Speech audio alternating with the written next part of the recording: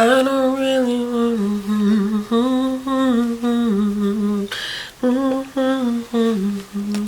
Can we get it together?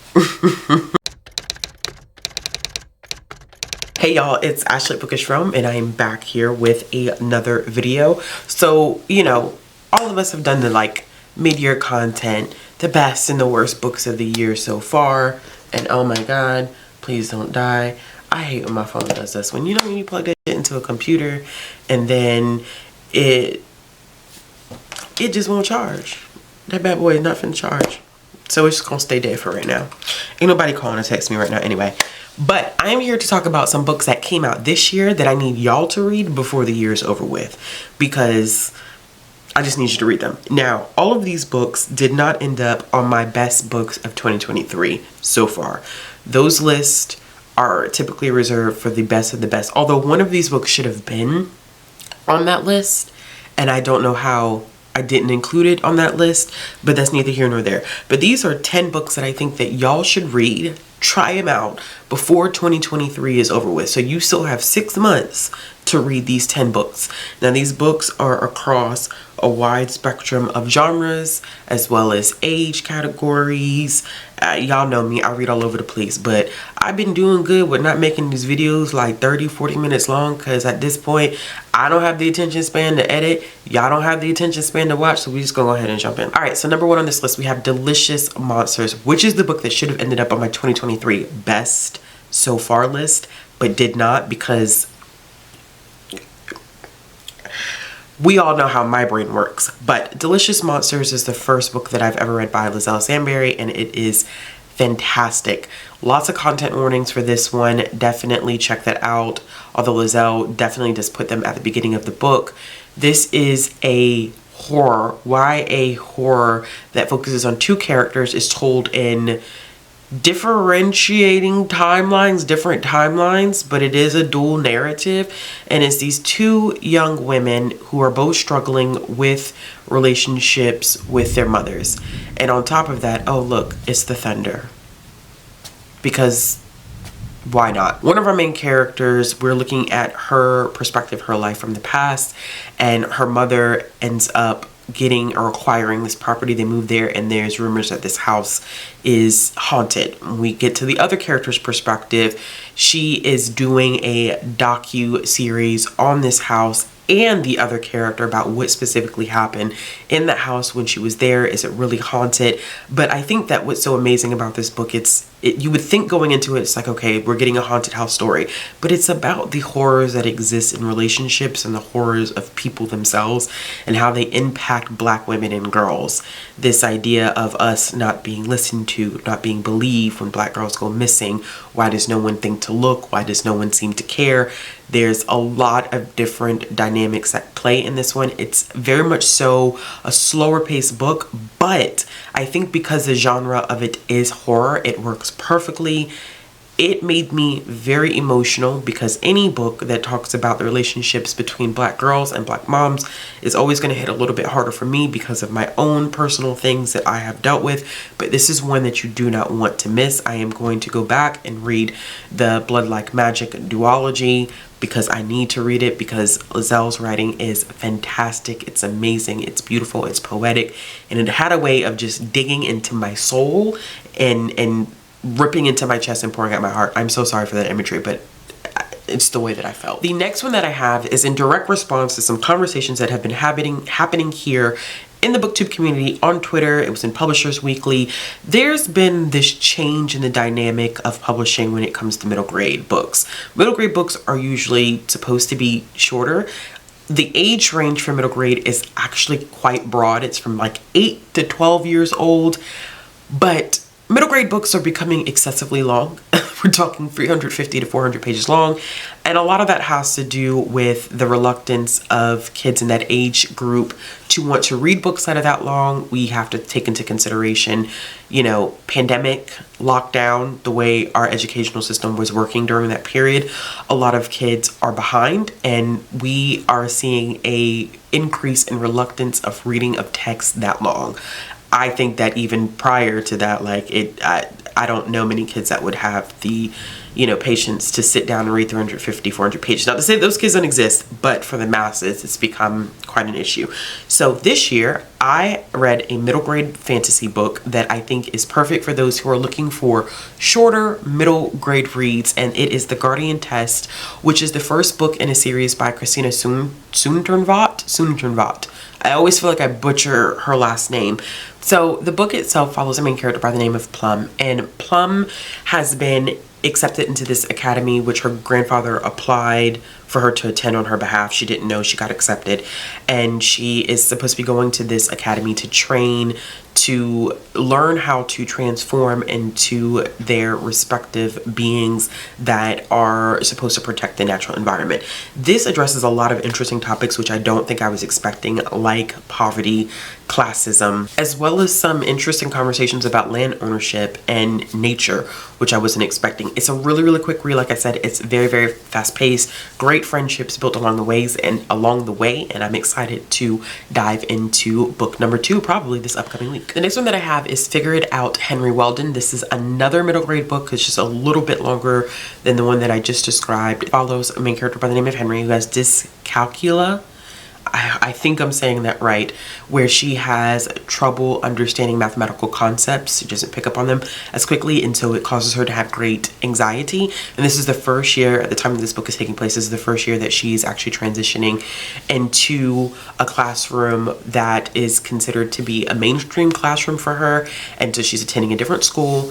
And what I really, really enjoyed about this book in particular is that it covered some very, very interesting elements, especially the dynamics between Henry and her sister, which I think is the thing that stood out to me the most, because, she's attending this new school, she's learning how to make new friends, but there's also some things that are going on at home where her sister has been bullied by these kids that are at the school, but Henry's experience with these same kids is completely different. So she's having this issue trying to figure out the lines in which, she should be supporting her sister, or this willingness to make friends. She gets to try out new things like playing soccer. She, ends up getting tutored and learns how to feel a little bit more comfortable with math. And it's just very much so, as we always say, a coming of age story. Very, very well written. This is my first book by this author, but I definitely will be checking out more in the future. The next one that I have is an adult nonfiction, and it is Waco, David Koresh, The Branch Davidians, and A Legacy of Rich, because I was not about to butcher that title, because I sure enough was about to get that title wrong. So if you did not know, I don't know how many people are familiar with David Koresh and The Branch Davidians. They are considered a cult, but this book looks at the events that led up to the 51-day standoff between David Koresh and the ATF. And I was familiar with the beginnings of David Koresh and the Branch Davidians because I have read a couple of books that look at some cults that have their foundations here in the United States. And David Koresh has come up. Of course, there's been plenty of adaptations of David Koresh that are out at this point. And so I wanted just a little bit more detail, and this book gives a lot of detail. It was very, very well written, and it looks at what exactly went wrong. So it doesn't absolve David Koresh of anything that he's done wrong, because they definitely do the author dives into everything that he inevitably did that was harmful to everyone around him. But what I do like about this is that it also holds the ATF responsible for their role in it and how decisions that they made led to this 51-day standoff. Like, in reading this book, I had no idea that David Koresh already knew when they were agents assigned to infiltrate the area that they were in. David already knew that they were agents. He just decided to play along. There was a lot of miscommunication. The job was botched. The ATF was aware that the job was botched, and they decided to go through with the job regardless of the fact. And so we inevitably get a 51-day standoff with lots of people dying as a result, which is super, super unfortunate and heartbreaking, and just the details associated with everything that happened then. This is one definitely worth reading if you're into adult nonfiction, if you're into learning more about cults and how the government responds in certain instances. Go for this. The next one that I have on my list is one that I actually was very nervous about reading. Like, no lie. It was one that I was very nervous about reading because I have had some issues lately with representation in YA fiction when it comes to Black characters, but this one worked out well for me, and it is The Promised Boys by Nick Brooks. An excellent, excellent read. It focuses on a group of boys who go to this prep academy, and they are being accused of killing the daggone principal. Like, it's wild. So I definitely feel like it's like a mystery thriller, definitely mystery thriller. And so what we're getting is these varied perspectives of the individuals who are involved. And Nick Brooks does a very good job addressing things like the school to prison pipeline. He does a good job of communicating that there is danger in labeling kids in general, no matter what age they are, but really with teens, there's danger in making assumptions about them and labeling them because you don't know what a lot of these kids are dealing with at home, and how they may be presenting or expressing themselves could be a direct result of what they're experiencing at home. I did not know who was responsible for killing the principal. I knew it wasn't the kids, but I had no idea who it was, and I think the pacing was great. I know when I wrote my review, I said that I think that some people may find the varied perspectives, you know, a distraction, but I think that it created well-rounded characters and really created a narrative that Nick needed in order to be able to tell the story in a robust and fulfilling way. The next one that I have is The Rhythm of Time by Questlove, which I'm very shocked. I don't do well when people like transition from like one art form to another. I don't know what that is, especially when it comes to writing, because, you know, I don't know if I personally can enjoy like just anything that anybody writes. But this was good. This is a middle grade science fiction story written by Questlove, which was done very, very well. It is about this duo of friends. This duo of friends, and the girl lead in this is brilliant, just inevitably a genius. So she basically creates all these fun, interesting gadgets, right? And he loves testing them out. So she creates this cell phone, and he uses the cell phone to look up some information, and it ends up sending him back into time. So if you have readers who are interested in time travel, I'm going to tell you right now, this is where it's at. I think that the way that the time travel was handled in this one was really, really interesting and fun, because I think our main character was really, really struggling with some familial relationships, and I think that being able to time travel really gave him some perspective and nuance that he didn't have before. There's also that question of like, if you go back in time and, you know, you meet whoever, like if you meet, you know, your parents as kids, how would that alter the future, having those interactions with the information, the knowledge that you have? Like if I was to go back in time and meet my mother as a child, what conversations could I possibly have with her that could ultimately affect my timeline? So I think that's really interesting, but I love that this wasn't just about necessarily the science behind it, but also understanding why your parents are the way they are at times. I think, you know, one thing that has made me just more self-aware lately is that I'm a parent. So I think about the fact that when my child gets older, she's going to be like, you know, why does my mom do this? Why does she do that? And it wasn't until I had her that I realized my mom had a whole 28 years of life before I came into existence. She was this whole other person with her own life, her own experiences, her own ups and downs, her own traumas. And we know that all of that together, all of those experiences inform and really determine the woman that she is now. So I've only seen her for half of her life. And there are things about my mother that I still don't understand, but I think that Questlove used that time travel element to showcase that things happen to our parents and it doesn't excuse behaviors, but it explains why sometimes parents may act the way that they act, because they had this whole life before us.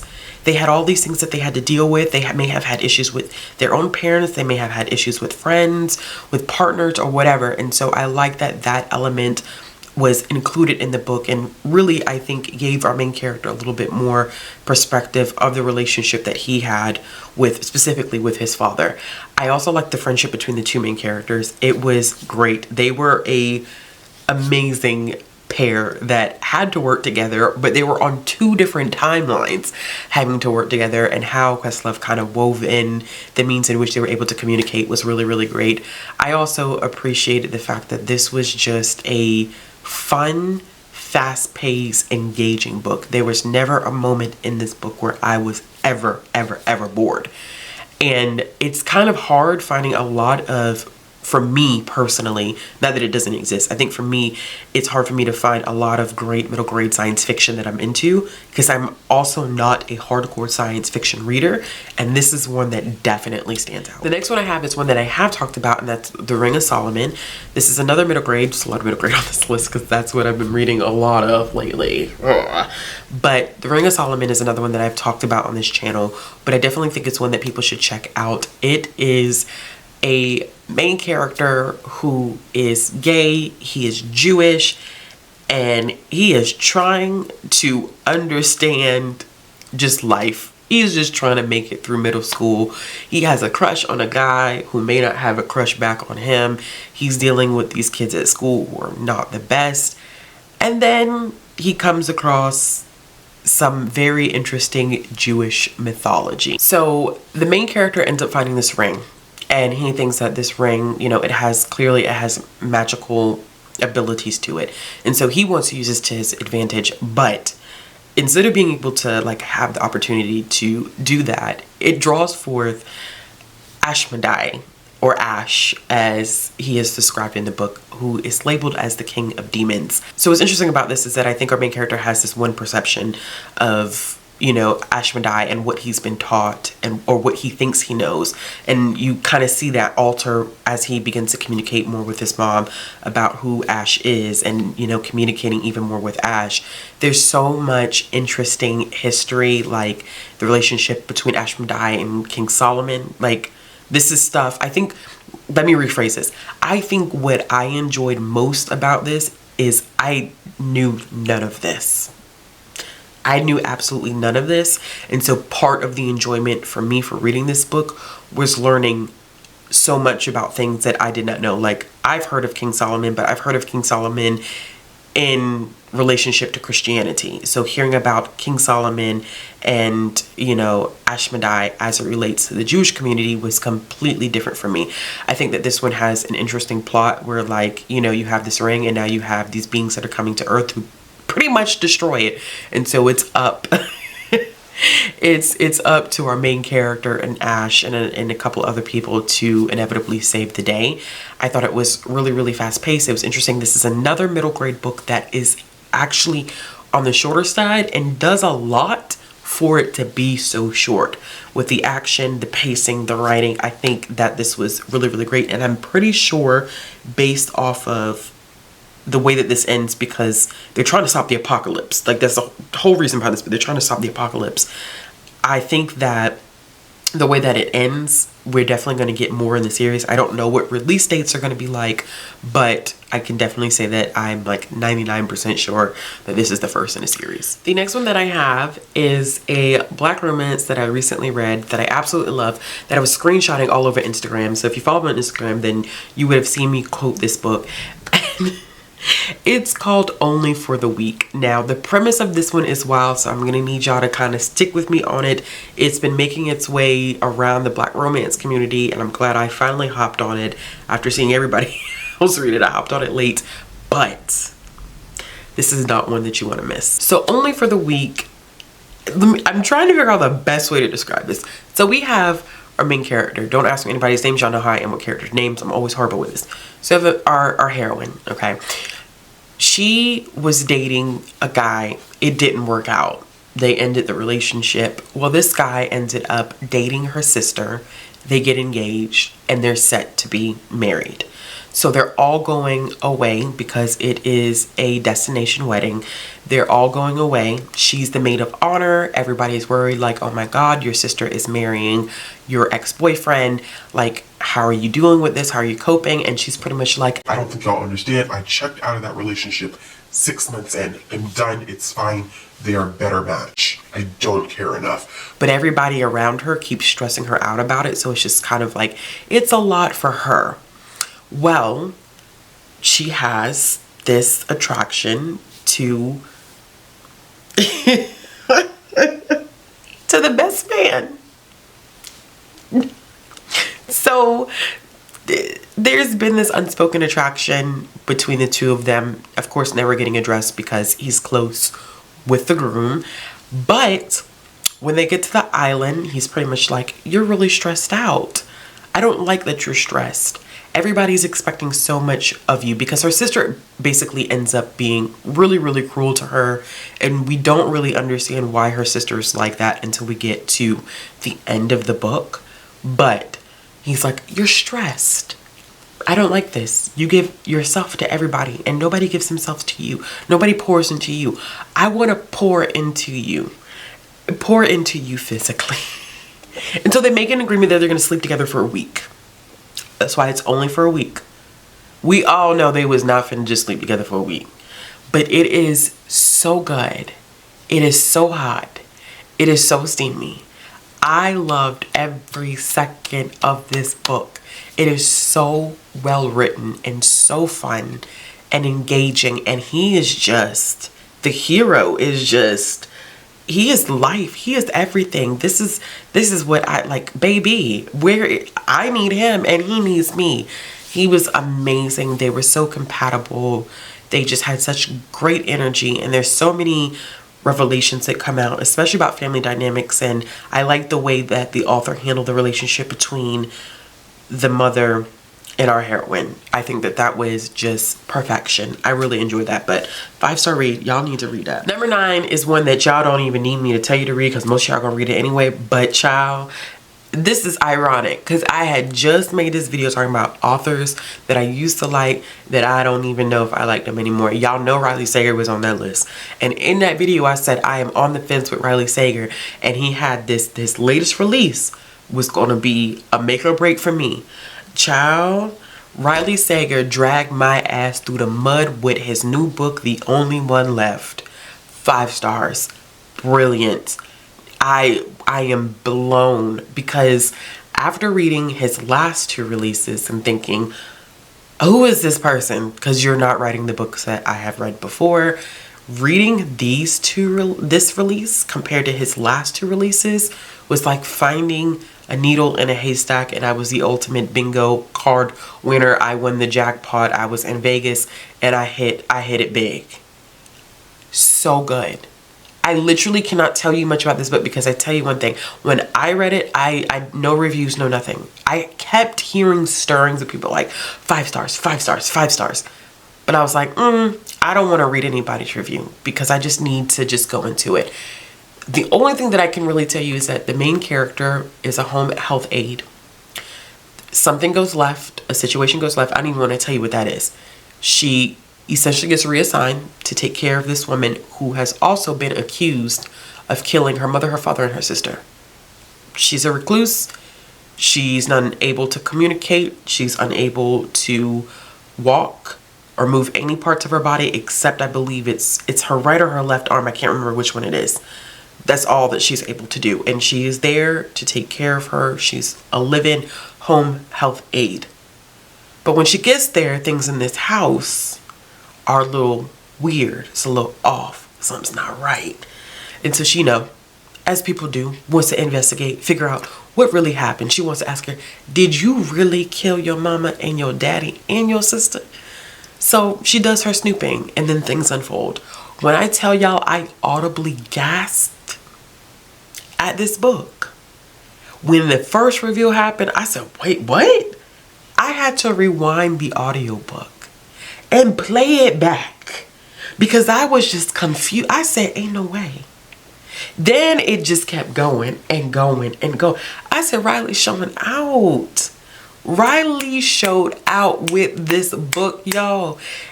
And I don't know if I need to read anything else about him after this book. I think that this just means I just need to be like, okay, we're ending our relationship on a positive note. I am breaking up with you. You're breaking up with me. It's positive. It's all pleasant. We're walking away off to better things, because I don't know if there's anything that can top this book just yet. Even Home Before Dark, Lock Every Door, they do not have anything on The Only One Left. And that's facts for me. That's just how I feel. And the last one that I have on this list is one that I ended up buddy reading with Monet, and that is My Week with Him by Joya Goffney. Monet and I both really enjoy Joya Goffney. We both believe that she does not get the attention that she deserves. She is a very good YA contemporary writer who features such healthy dynamics, romantic relationships and dynamics between teens that I absolutely love, while also addressing bigger picture things that I think a lot of teenagers can relate to. What struck me about this one, My Week with Him, which is my favorite of hers, and I have rated all of her books 4 stars or higher. Y'all know last year, Confessions of an Alleged Good Girl was one of my favorite books of 2022. My Week with Him is going to be one of my favorite books of 2023, because I feel like Joya stepped into my soul, my brain, looked at everything I've been through in my life, and said, I'm writing this book for Ashley. I'm not saying in this case, because I know I have said that before, where there have been teen books that have created nostalgia for me in ways that I think are not really fair to the teen audience. That's not the case here. Because I think that a lot of, especially Black girls who have complex and sometimes difficult relationships with their Black mothers are going to cling to this. So we're following a main character who is a musician. She gets this opportunity to leave, go to California, audition for this girl group. She does not have a healthy relationship with her mother at all. It is very toxic. It is very abusive. Her mother has done some things that I won't even say because I don't want to spoil it, but it's not a good relationship. So she sees this opportunity to go to California as a way to get away from everything. But then there's this guy, right? And he's her best friend. Of course, there's some romantic tension between the two of them, but between him and her sister, they're like, you want to leave and you don't want to come back? Why don't you want to come back? It is a unfolding of dealing with a traumatic and toxic parental relationship that hurts beyond anything that you could ever experience. And one of the things that stood out to me, and I don't think this is a spoiler, but she talks about her mother being the first person to ever break her heart. And as someone who can literally tell you, the first person to ever break my heart was also my mother, it's something that's different. It's not a romantic relationship that does it. It's not a friendship breakup. But when you have a parent who teaches you, you know, what it's like to have your first heartbreak, it's an unbelievable feeling that's kind of hard to describe. And so I connected with this main character in so many different ways. And Joya Goffney's writing is just poetic. It's fluid, it's emotional, it's thought out. She's real, but she's cautious enough to, you know, respect those who have had those experiences.